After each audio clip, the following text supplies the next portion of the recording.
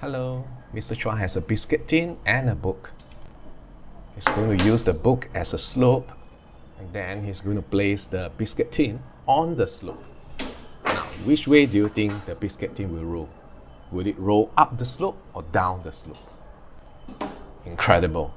The biscuit tin is rolling up the slope. That's because Mr. Chua is using his chi to reverse the direction of gravity. When Mr. Chua stops using his chi, the biscuit tin rolls down slope. In fact, when Mr. Chua uses just the right amount of chi, he can make the biscuit tin stay put on the slope.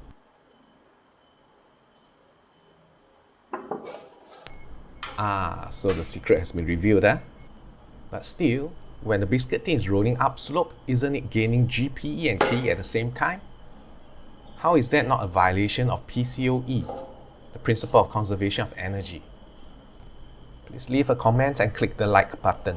Ta-ta!